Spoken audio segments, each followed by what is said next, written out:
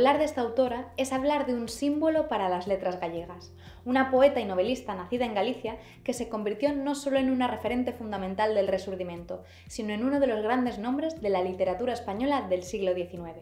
Hoy nos adentramos en la obra de Rosalía de Castro. María Rosalía Rita de Castro nació el 23 de febrero de 1837 en Santiago de Compostela, en unas circunstancias algo misteriosas. Su madre, María Teresa de la Cruz Castro, era una soltera de 33 años que pertenecía a una familia hidalga venida a menos, y su padre, José Martínez Viejo, un sacerdote de casi 40 años. En aquella época la relación entre su padre y su madre estaba totalmente prohibida. Es por ello que mantuvieron en secreto la procedencia de la pequeña y la inscribieron en el registro como hija de padres incógnitos. Rosalía creció sin saber de dónde venía. Francisca Martínez, su madrina del bautismo y la sirvienta de confianza de su madre, se encargó de cuidarla durante sus primeros meses de vida y al poco tiempo la llevaron a vivir a Ordoño, con 2 tías hermanas de su padre. Todo parecía indicar que Rosalía jamás conocería su verdadero origen, pero 5 años más tarde su madre regresó para cuidarla y nunca más se separó de ella. Desde niña, Rosalía tuvo una salud frágil. Su madre retrasó su entrada en el colegio y la pequeña pasó mucho tiempo en casa contemplando la naturaleza, el duro trabajo en el campo y escuchando todo tipo de historias de la gente que trabajaba en el mar. Rosalía crece y se va a vivir a Santiago de Compostela. Su madre quería que estudiara, lo que no era muy común en la época. Recibe clases de dibujo, francés y música.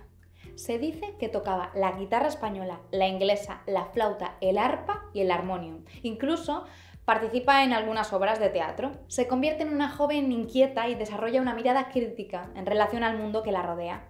Pero también se siente oprimida por la rigidez y la moral de la ciudad.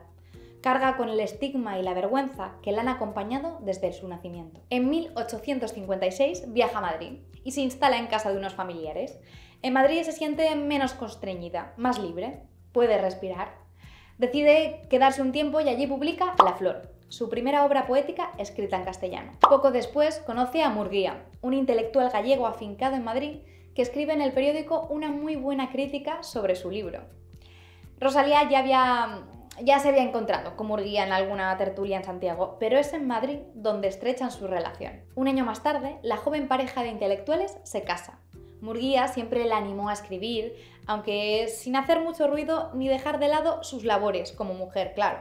No olvidemos la época en la que estamos, mediados del siglo XIX. Ser mujer y escritora no era nada fácil. Rosalía denunció a lo largo de toda su obra la situación de las mujeres y fue muy crítica con la institución del matrimonio. De hecho, muchas de sus obras se consideran hoy obras feministas. Pero no solo eso, además puso en valor a las clases populares tanto del campo como del mar y criticó fuertemente a la sociedad del momento. Fue una mujer muy culta que basó su pensamiento en el socialismo utópico, el republicanismo, el democratismo revolucionario y la demanda de un Estado plural.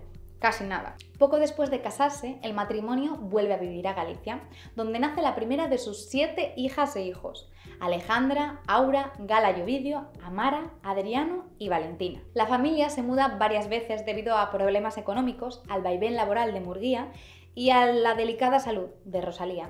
Durante esos años publica La hija del mar, una novela escrita entre lo real y lo misterioso, que aborda temas como la reivindicación de la dignidad de las mujeres, la defensa de los oprimidos, la sensibilidad hacia la naturaleza o el dolor de la existencia humana.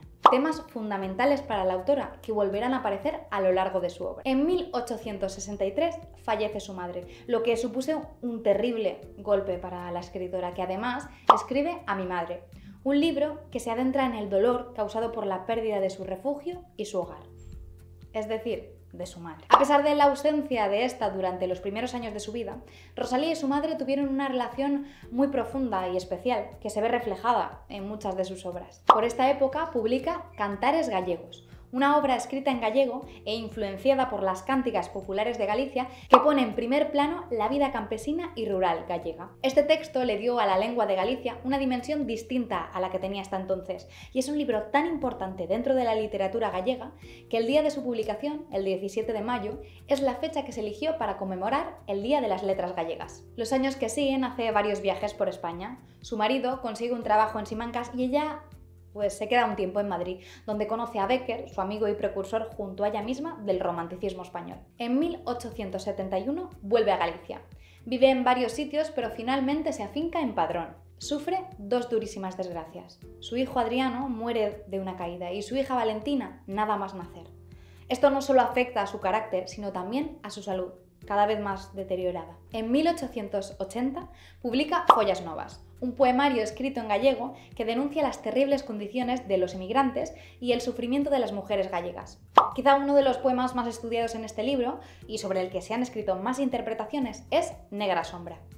Parece que nadie se ponía de acuerdo acerca de qué simbolizaba esa negra sombra.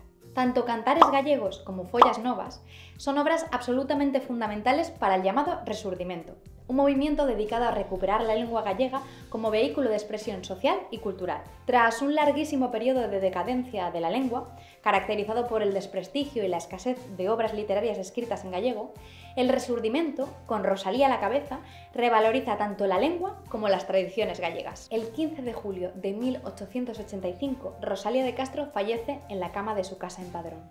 Sus últimas palabras fueron para su hija Alejandra: «Abre esa ventana, que quiero ver el mar». Y aunque desde su ventana no se veía el mar, Rosalía quiso encontrarse con ese mar que le había acompañado toda su vida y que tan importante había sido en su obra literaria. Rosalía tuvo una vida difícil marcada ya desde su particular nacimiento. El estigma por nacer huérfana, la ausencia de su padre a lo largo de su vida, ser una escritora en un mundo de hombres, tomar conciencia de las opresiones que existían en la sociedad, la pérdida de Adriano o Valentina o la enfermedad, van marcando poco a poco su carácter.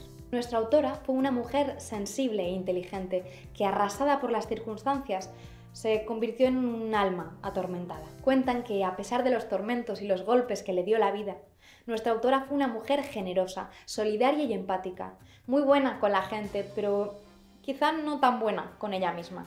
A pesar de apreciar el papel tan importante que tuvo en el Resurdimento y la revitalización de la lengua gallega, siempre fue muy modesta y crítica con su trabajo. Yo diría que demasiado. Puede que padeciera lo que ahora llamamos síndrome de la impostora. De hecho, antes de morir, hizo que sus hijas quemaran sus manuscritos. Además, se dice que, a pesar de su bondad, tenía un carácter fuerte que sacaba cuando se sentía atacada o pensaba que atacaban a cualquier persona querida. Se puede ser sensible y fuerte al mismo tiempo. En su momento, la obra de Rosalía no fue muy valorada y quedó bastante olvidada. Hay quien piensa que quizá fuera demasiado moderna para su época, pero hoy en día Rosalía se ha convertido en todo un emblema tanto de las letras gallegas como del feminismo literario.